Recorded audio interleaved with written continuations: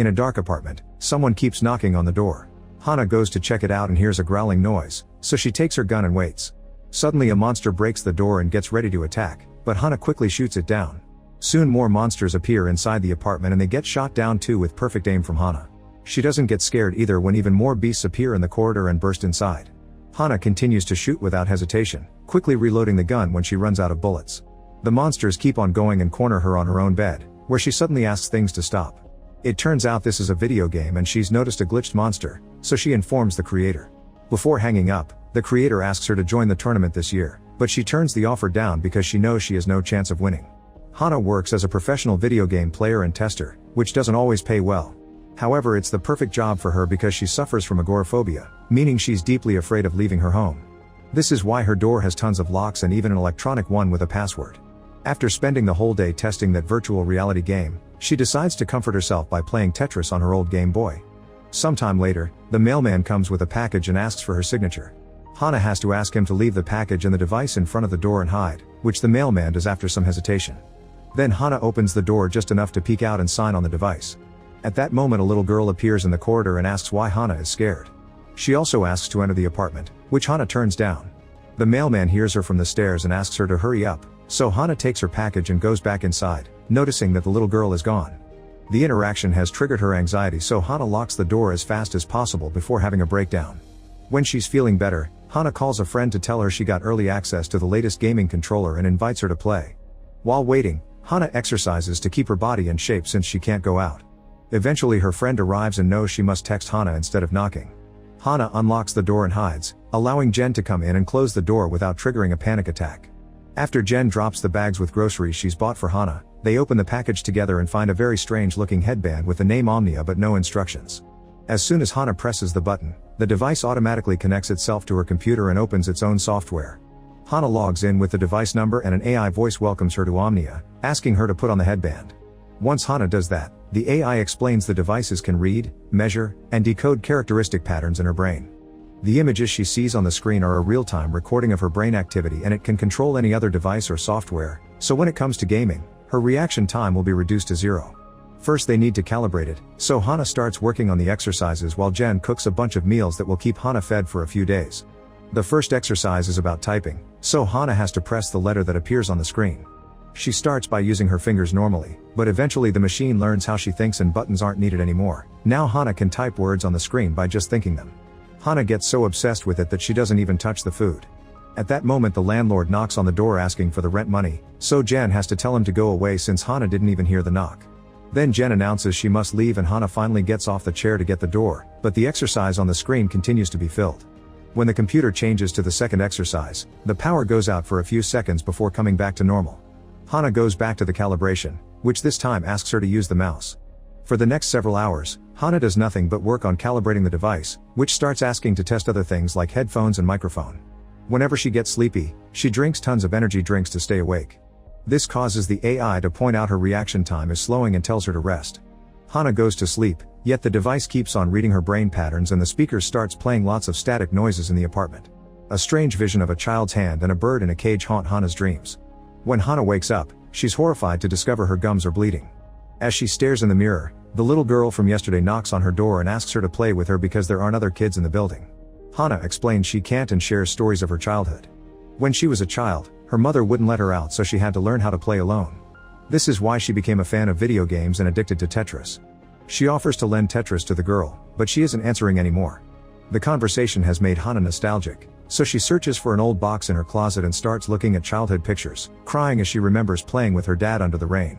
She still has the ball from those days and when Jen visits again, they play with it as part of the device calibration since the next exercise is about reflexes and depth perception. Jen gets bored and throws the ball on the bed while Hana mentions music, causing the device to play some songs in the speakers. The girls then have fun dancing together. Moments later, the next exercise asks for pain. Jen refuses to help and leaves. Using a tool, Hana ends up doing it herself. Thankfully just a little line is enough, and this finally finishes the calibration process. The AI explains the device will continue to learn the more Hana uses it. Afterward Hana takes care of her wound and finally eats something before grabbing a bunch of energy drink cans and going back to the computer. She starts playing the game normally but soon she stops using her hands, controlling everything with just her mind, thanks to the device. Just as promised, her reaction time is flawless and she easily wins every match. Meanwhile in her room, the bedsheets are moving and a mysterious hand grabs the ball. Hana hears a noise and takes a look, but there's nothing there. She keeps playing for a few hours and finally decides to enter the tournament with the nickname. At that moment the ball appears rolling on the floor behind her, and when she's about to pick it up, she's startled by a sudden knock on the door. It's the landlord, who is asking for the rent money again. While Hana goes to ask him for more time, the ball floats up and glitches until it disappears. The landlord says Jen promised the money many days ago while Hana thinks it was yesterday, making her realize she's lost track of time. Hana promises the money will come next week and asks about a girl living in the building, but the landlord is already gone. Then Hana returns to the living room and discovers the ball has disappeared. Sometime later, Hana goes through her exercise routine, not noticing the strange ghost appearing in her room. The next time she showers, she finds her mouth bleeding more heavily and suddenly her face becomes monstrous in the mirror, but it turns out to be a nightmare. As she tries to calm down, the ball reappears in the living room. While she notices this, the strange ghost appears behind her and is again not seen. Getting worried, Hana activates her phone with her mind and calls Jen, asking her to come over and apologizing for her behavior. Then Hana puts on her VR set and waves her hand over the ball, causing it to disappear. Doing the same brings it back, and even transforms it into a bird that she picks up. The little bird flies around before returning to the floor and becoming a ball again. When Jen finally comes by, Hana is doing so work on her computer to make it run faster. She wants the hardware to be able to keep up with her new gaming speed and win the tournament, especially since the prize is $250,000. Hana also convinces Jen to bet money on her since her winning is pretty much guaranteed. 6 hours later, the tournament finally starts and Hana destroys every opponent without even trying, causing Jen to win tons of money. Suddenly something appears on the screen, and when Hana takes a closer look, a hand reaches out and tries to grab her, so Hana immediately steps away. The hand quickly disappears and Jen is confused because she didn't see anything. Feeling too anxious, Hana asks Jen to play for her while she takes a break. After taking the headband off, she gets in the bathroom and takes some medicine to stop an incoming breakdown. At that moment she feels her arm itching and checks under her band-aid to discover a simple cut has become a nasty wound. While Hana cries, Jen explains she didn't win the match but Hana still passed to the next round. She also reminds Hana that she'll always be there for her, but Hana stays silent. Once Hana comes out, they play retro video games and she shares the story of the little girl, which Jen finds weird because she doesn't know of any children in the building. Then Hana makes a confession. Her mother was agoraphobic too, so it's always been in her genes. She feels bad for having become like her mother and Jen offers to help her leave, but Hana doesn't dare. After Jen falls asleep, Hana distracts herself by playing Tetris, not noticing the way the walls and objects in her apartment were coming apart in cubes floating around her. The next morning, Jen notices Hana looks tired and Hana isn't even sure if she slept or not. After Jen leaves for work, Hana hears some chatter and discovers a shadow outside the door. Suddenly the little girl speaks and Hana tells her she'll lend her a game, but when she turns around, she discovers the door has been opened. Terrified, Hana gathers her strength and dares to step out on the corridor as she hears the girl giggling. She hesitantly takes another step only to hear her door close behind her, so she desperately runs back and tries to open it. Somehow it's locked and Hana must use her key, but there's also the matter of the security chain. At that moment the lights start flickering and the ghost appears in the corridor screaming like a banshee. A horrified Hana keeps on hitting the door until she can finally burst inside and quickly closes it again before having a breakdown. After calming down, she calls the Omnia company to know if any other testers have had side effects, but they tell her that if the diagnosis she ran were fine then it isn't the device's fault.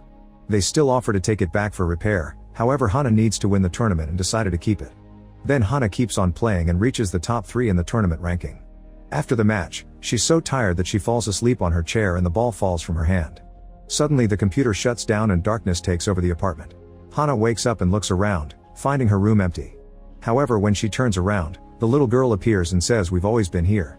At that moment the ghost starts surrounding the girl and screams again, causing the whole room to shake. Hana covers her ears in pain and the noise starts making her float, only to drop her after a few seconds. The computer is on again and both the girl and the ghost have disappeared. Moments later, Jen comes over to watch Hana win the final round and become the tournament champion. Hana is tired and falls asleep on the chair again, but she still has time to hug Jen and celebrate her victory. She has a vision of a bloodstained screwdriver only to wake up and realize it was a dream. Not knowing what parts were real or not, Hana calls Jen's name and gets no answer. Then she looks at the screen and confirms she won the tournament. Suddenly she hears the noise of her shower running, so she rushes to the bathroom only to find it empty.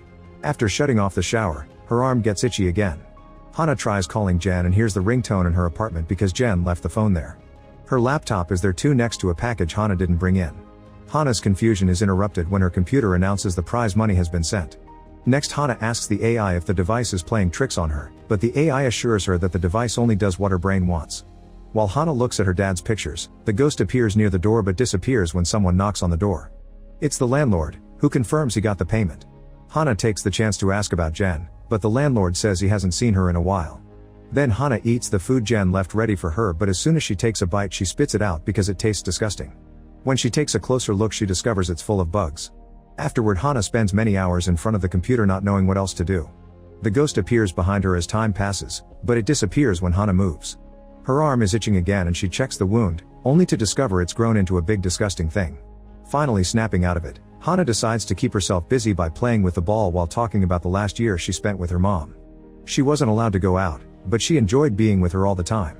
The ball keeps on bouncing on the wall, but when Hana fails and throws it into the room, something throws it back at her. Sometime later, a new package arrives and Hana grabs it without bothering to sign. Inside she finds the tournament trophy. Then she takes a look at the package on the table and finds a card that says "For when you're ready" from Jen. Hana opens the box and discovers a brand new pair of shoes. As she puts them on, Jen's phone starts ringing with a call from an unknown number, but Hana ignores it. Suddenly the speakers start playing static and the whispers of a woman that start going up in volume until they become painful to hear. At that moment Jen appears behind her and Hana rushes to hug her as the memory of celebrating her win rushed to her mind. Noticing Jen is wet, Hana steps back only to discover a bloodstained screwdriver in her hand and a stab wound in Jen's stomach. Hana rushes to grab a phone to call for help, but when she looks back, Jen has disappeared.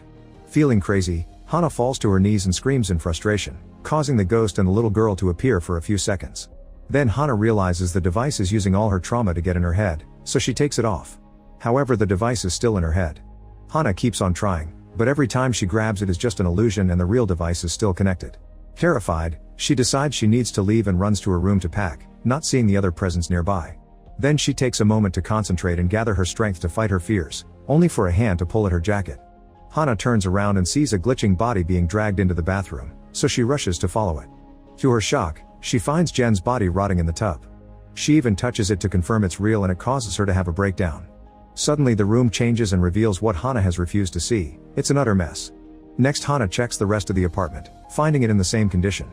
It's dirty and messy everywhere, not to mention the rotten food in the kitchen. This makes her realize she's been in denial for weeks without noticing the pass of time. Panicking, Hana finally is desperate enough to leave the apartment and runs through the stairs before her phobia can make her freeze. Eventually she makes it to Jen's apartment, but when she turns on the light, she finds herself back in her own place. Hana watches in shock a vision of herself stabbing Jen, then the other Hana turns around and says "Welcome to the Omnia" with the AI's voice before transforming into a horrible monster. A terrified Hana runs out of the apartment as she sees the monster coming after her. A chase ensues through the stairs and with every step one more monster joins the first one. Eventually Hana makes it to the roof and stops running when she feels the rain falling on her body after years of being inside. It reminds her of better times and helps her calm down.